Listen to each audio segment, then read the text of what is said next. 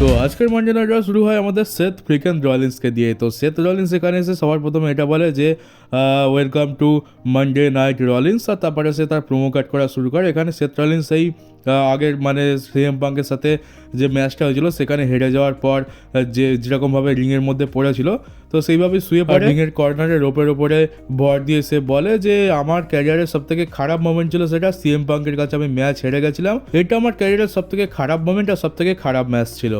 তো Seth Rollins এখানে এবার বলে যে এবার আমি রয়্যাল রাম্বল নিয়ে কথা বলি, ওইসব পুরনো কথা তো আর বলে লাভ নেই। তো রয়্যাল রাম্বলের কথা বলে যে এখানে সেথ রলিন্স রয়্যাল রাম্বল জিতবে, সে জয় আসে না, তার সামনে যেই আসে না কেন জন সিনা যদি আসে জন সিনাকেও সে রিং থেকে বাইরে ফেলে দেবে, যে উসোকেও বাইরে ফেলে দেবে, তারপর সে ড্রু ম্যাকিন্টায়ারকেও বাইরে ফেলে দেবে, স্যামি জেনকেও বাইরে ফেলে দেবে। আর যদি রোমান রেন্স আসে এবার একটু সেথ রলিন্স একটু পজ দেয়, কারণ রোমান রেন্সের নাম নিয়েছে তাহলে একটু তো ভেবেচিন্তে বলতেই হবে। তো সেথ রলিন্স বলে যদি রোমান রেন্স আসে তাহলে তো তাকে আমি আরও বেশি স্পেশালভাবে রিং থেকে বাইরে ছুঁড়ে ফেলবো, তার জন্য তো আমার স্পেশাল জায়গা রয়েছে মনেতে, সে আমার স্পেশাল টার্গেট। তো এবার সেথ রলিন্স বলে যে আমি যদি রয়্যাল রাম্বল জিতে যাই, আমি যখন রয়্যাল রাম্বল জিতে যাবো তো আমার কাকে চ্যালেঞ্জ করা উচিত, আমার কি গান্থারকে চ্যালেঞ্জ করা উচিত নাকি আমার কোডি রোডসকে চ্যালেঞ্জ করা উচিত। আর দেখতে গেলে যদি আমি কোডি রোডসকে চ্যালেঞ্জ করি তাহলে আগের বছরে আমি যে চ্যাম্পিয়নশিপ কোডি রোডসকে জেতানোর জন্য লড়েছিলাম আবার আমি এই বছরে সেই চ্যাম্পিয়নশিপের জন্যই লড়তে যাবো, তো এটা একটা বেশ দারুণ ফ্যাক্ট। আর এবারে সেথ রলিন্স ক্রাউডকে জিজ্ঞেস করে যে আমার কাকে চ্যালেঞ্জ করা উচিত, আমার কি কোডি রোডসকে চ্যালেঞ্জ করা উচিত নাকি গান্থারের নাম নিতেই যাচ্ছিল তখনই আমরা গান্থারের থিম সং প্লে হতে দেখতে পাই। তো এবার এখানে গান্থার চলে আসে, এবার গান্থার আসে, এবার সেথ রলিন্স এখানে বলে গান্থারকে যে তুই তোর কোমরে যে বেল্টটা পরে ঘুরছিস ওটা আমার থেকে বিলং করে, ওই চ্যাম্পিয়নশিপটাকে এতটা ভ্যালুয়েবল আর ওই চ্যাম্পিয়নশিপটাকে একটা চ্যাম্পিয়নশিপ তো আমিই বানিয়েছি, ওটা আমার জন্যই রয়েছে। তো গান্থার এবারে এটা বলে যে হ্যাঁ এটা সত্যি হতে পারে, কিন্তু এটা 2025 সাল চলছে, সেথ রলিন্স তুই যদি ভেবে থাকিস যে 2025 সালে তুই বেস্ট রেসলার তাহলে কিন্তু নয়, এতদিন হয়তো তুই ছিলিস কিন্তু এখন আমি রয়েছি, গান্থার হচ্ছে এখন বেস্ট রেসলার এই মডার্ন এরার। আর গান্থার তাকে এটাও বলে যে আমি চাই যে তুই রয়্যাল রাম্বল তারপর তুই আমাকে এসে চ্যালেঞ্জ কর, কারণ আমি হচ্ছি বেস্ট চ্যাম্পিয়ন আর রেসলম্যানিয়াতে আমি তোকে দেখিয়ে দেবো যে গান্থার কী জিনিস। তো এইটা এরকম হচ্ছিল। তারপরে এখানে আমরা দেখতে পাই যে লোগান পল চলে আসে, লোগান পল আজকে রয়ের জন্য অফিসিয়াল অ্যাডভার্টাইজ ছিল, আর লোগান পল এখানে ছাপড়িদের জাতীয় জ্যাকেট পরে চলে আসে, দেখতেই পাচ্ছ এটা হচ্ছে ছাপড়িদের জাতীয় জ্যাকেট যেমনটা আমরা জানি।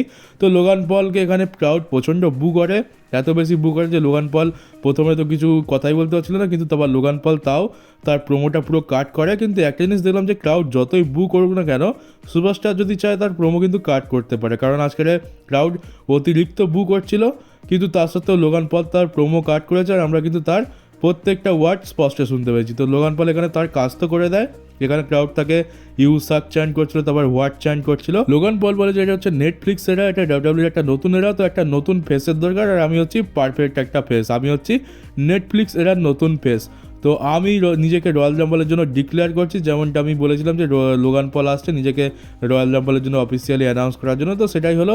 এবারে লোগান পল বলে যে এবারে আমি রয়্যাল রাম্বল জিতবো, তো এবার গান্থার তাকে বলে যে হ্যাঁ আমিও চাই যে তুই রয়্যাল রাম্বল জিত। সেথ রলিন্সকে বলে যে ঠিক আছে আমি আমার ডিসিশন চেঞ্জ করে নিচ্ছি, আমি এবার চাই যে সেথ রলিন্সের জায়গায় লোগান পল রয়্যাল রাম্বল জিতুক, যাতে আমি রেসলম্যানিয়াতে লোগান পলকে ভালোভাবে ধুতে পারি। তো এখানে আর সেরকম কিছু কথা হয় না, গান্থার তো ভাই দুজনকেই রোস্ট করে দিয়ে এখান থেকে রিং থেকে বেরিয়ে যায়, সেথ রলিন্সও বেরিয়ে যায় আর লোগান পল তারপরে সবার লাস্টে রিং থেকে বেরোয়। এরপর আমরা ট্যাগ টিম চ্যাম্পিয়নশিপের জন্য আমাদের ডমডম ভাই আর জেডি ম্যাকডোনাল্ডের সাথে ওয়ার রেডার্সের ম্যাচ হতে দেখতে পাই। এখানে সেই একই জিনিস যে ডমডম ভাই আর জেডি ম্যাকডোনাল্ড যতই চেষ্টা করুক ওই মোটা সোটা ওয়ার রেডার্সকে তো হারাতে পারবে না, এখানে রোগা পাতলা জেডি ম্যাকডোনাল্ড আর ডমডম ভাই বহুত মার খায় আর শেষ পর্যন্ত ম্যাচটাও হেরে যায়। আর এরপর আমরা রে মিস্টেরিও ভার্সেস জেভিয়ার উডসের মধ্যে ম্যাচ দেখতে পাই। এখানে রিং সাইডে জেভিয়ার উডসের ফ্যামিলি ছিল, কিন্তু আমরা ম্যাচের মাঝখানে দেখতে পাই যেখানে জেভিয়ার উডসের ফ্যামিলি জেভিয়ার উডসের উপর টার্ন করে যায়। এখানে জেভিয়ার উডসের ফ্যামিলি নিউ ডে সাকসের টি শার্ট পরে এসেছিল, আর যেমনটা কোফি কিংস্টনের সাথে হয়েছিল, কোফি কিংস্টনের মা কোফি কিংস্টনকে ত্যাগ করেছিল, এখানে দেখলাম যে জেভিয়ার উডসের ফ্যামিলিও জেভিয়ার উডসকে ত্যাগ করেছে, যার ফলে জেভিয়ার উডস তো বুঝতে পারছে না যে হ্যাঁ আমার ফ্যামিলি এরকম কী করে করছে আমার সাথে। তো জানলা উঠিয়ে রে মিস্টেরিও এখানে 619 আর একটা স্ল্যাশ লাগিয়ে জেভিয়ার উডসকে হারিয়ে দেয়। আর আমরা ব্যাকস্টেজ থেকে সেথ রলিন্স আর স্যামি জেনকেও দেখতে পাই। এখানে সেথ রলিন্স স্যামি জেনকে বলে যে দেখ ভাই তুই খুব ভালো, কিন্তু আগের সপ্তাহে যেটা হয়েছে সেটা যদি রিপিট হয় তাহলে কিন্তু আমি চুপ থাকবো না। মানে এটা বলতে চাইছি যে আগের সপ্তাহে যেমনটা দেখতে পেলাম যে স্যামি জেন সেথ রলিন্সকে হেলুয়া কিক লাগিয়ে দিয়েছিল ভুল করে, তো সেইটা যেন আর রিপিট না হয়। সেটা যদি রিপিট হয় তাহলে কিন্তু সেথ রলিন্স এবার স্যামি জেনের এগেনস্টে চলে যাবে। এরপর আমরা জেউসোকে দেখতে পাই। জেউসোর সাথে কেউ একজন তো ছিল, মনে হয় কোনো বড় সড়ো সেলিব্রিটি, নাহলে কোনো সিঙ্গার হবে, আমি তো চিনি না একে। তো জেউসো এখানে তার সাথে এন্ট্রান্স নেয়, এন্ট্রান্সটাই অনেক টাইম ধরে চলে। তারপর এখানে জেউসো অ্যানাউন্সার টেবিলের উপর উঠে প্রোমো কাট করা শুরু করে। এখানে জেউসো বলে যে আমি গান্থারের কাছে হেরে গেছি, আমি ওয়ার্ল্ড চ্যাম্পিয়নশিপ জিততে পারিনি, তবে এবার আমি প্রথমে তো রয়্যাল রাম্বল জিতবো, তারপর রেসলমেনিয়া থেকে ওয়ার্ল্ড চ্যাম্পিয়নশিপও জিতবো। আর জেউসো এটা ভাবছে যে এই কথাটা নাকি আমরা বিশ্বাসও করবো।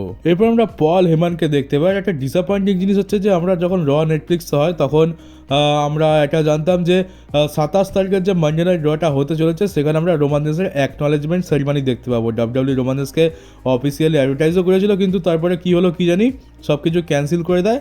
আর আমরা রোমান রেন্সকে তো দেখতে পেলাম না, অ্যাকনলেজমেন্ট সেরিমনি তো খুবই দূরের কথা।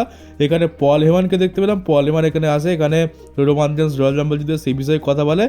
আর এখানে বলে যে রয়্যাল রাম্বল ম্যাচে যেই 29 জন থাকুক না কেন রোমান রেন্সের কিছু যায় আসে না, রোমান রেন্স সবাইকে হারিয়ে রয়্যাল রাম্বল ম্যাচ জিতবে, তারপর রেসলমেনিয়াতে গিয়ে সে চ্যাম্পিয়নশিপও জিতবে। তারপর পল হেমান এখানে এটা রিভিল করে যে 2K25 গেমের কভার ফটোতে এখানে রোমান রেন্স রয়েছে। আমি তোমাদেরকে কালকের যে ফটোটা দেখেছিলাম ওটা আন্ডারটেকার ছিল ফটোতে, তো ওটাও একটা কভার ফটো তো বলতে পারো। আগের বছর যেমন আমরা কোরিডোরস আর রিয়া রিপ্লি দুজনের জন্য আলাদা আলাদা কভার ফটো দেখতে পেয়েছিলাম, তেমনি এটাও এখানে ডাব্লিউডাব্লিউ ডেড ম্যানের জন্য একটা আলাদা এডিশন বের করেছে, ডাব্লিউডাব্লিউ ব্লাড লাইনের জন্য একটা গেমের একটা আলাদা এডিশন বের করেছে, তবে নর্মাল যে গেমটা রয়েছে সেটাতে রোমান রেন্স কভার রয়েছে। তো এখনো পর্যন্ত আমরা গেমের টোটাল 3টে কভার দেখতে পেয়েছি, একটাতে আন্ডারটেকার রয়েছে, একটাতে পুরো ব্লাড লাইন রয়েছে, আর একটাতে শুধুমাত্র রোমান রেন্স রয়েছে।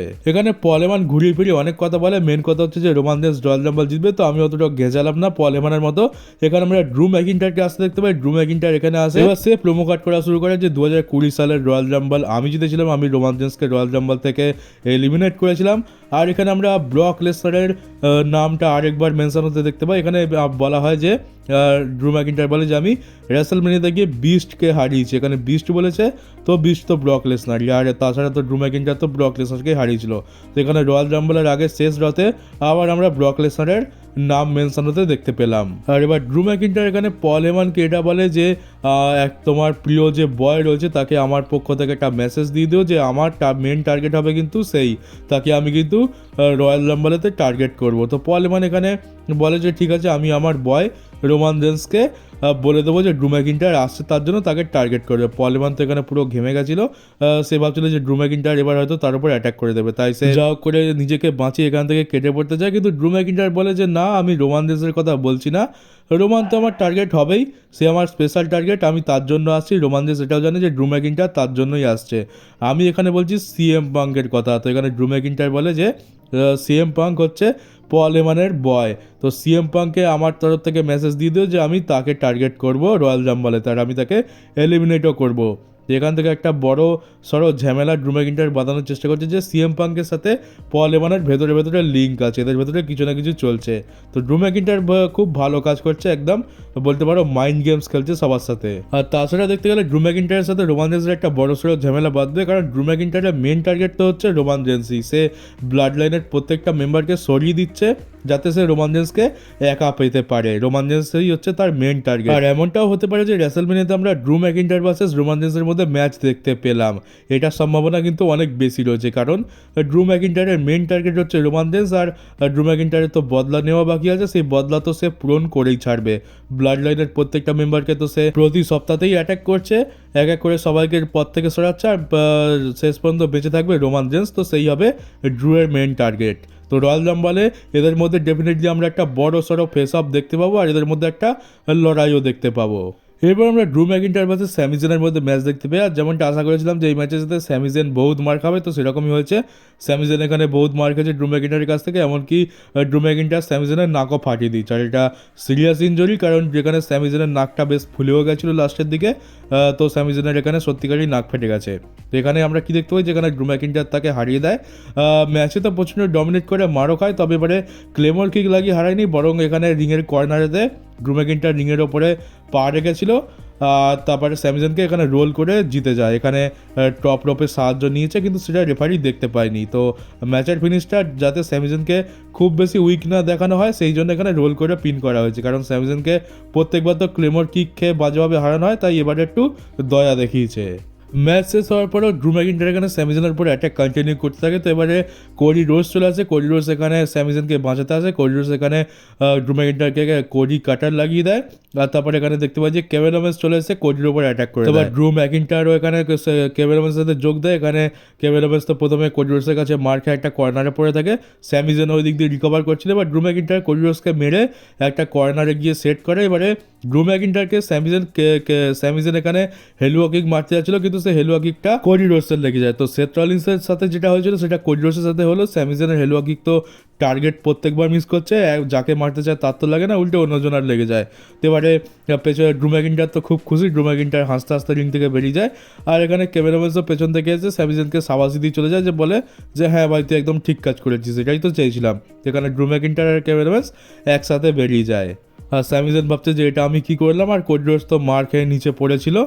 তো স্যামিজনের ভাই খুব দিন খারাপ যাচ্ছে, বলা যায় না হয়তো কোন দিন সবাই স্যামিজনের উপরই টার্ন করে যাবে, কারণ যেভাবে হেলুয়া কিক লাগছে সেথ রলিন্স তাকে ওয়ার্নিং দিয়েও দিয়েছে, আর এখন কোডি রোডসেরও একই হাল হয়েছে। আর এরপরে আমরা মানডে নাইট ড্রয়ের মেন ইভেন্ট দেখতে পাই, যেটা খুবই ডিসঅ্যাপয়েন্টিং ছিল, মানে সত্যি এটা খুবই বাজে।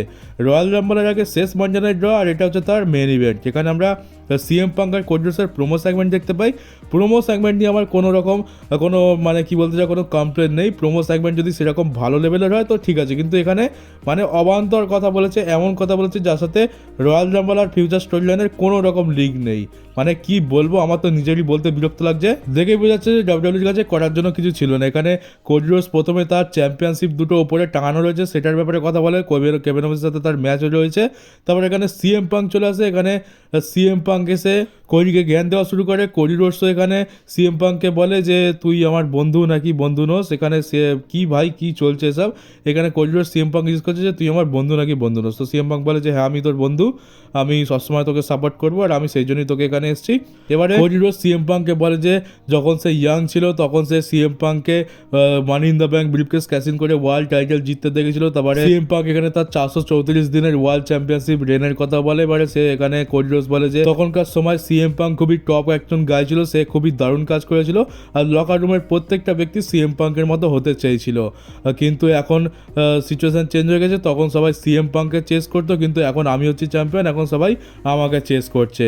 এরপর আমরা দেখতে পাই যে কোডি রোডস এখানে সিএম পাঙ্ককে জিজ্ঞেস করে যে আমার কি করা উচিত, আর ভবিষ্যতে আমার সাথে কী হতে চলেছে, মানে একদম জঘন্য। আর সিএম পাঙ্ক এখানে তাকে একটু জ্ঞানও দেয়, যেটার ব্যাপারে আমি আর ব্যাখ্যা করে বলছি না, কারণ ওটা একদম ইউজলেস, কোনো মানেই নয়। আর শেষ পর্যন্ত যেটা হয় যে শেষে এখানে সিএম পাঙ্ক কোডি রোডসকে এটা বলে যে আমি রয়্যাল রাম্বল জিতছি আর তোর টাইটেলের জন্য আসছি। তো ব্যাস এটাই ছিল মেন কথা। আর তারপর আমরা শেষ পর্যন্ত এদের মধ্যে একটা ফেস অফ দেখতে পাই, আর তারপর মানডে নাইট ড্র এখানেই শেষ হয়ে যায়।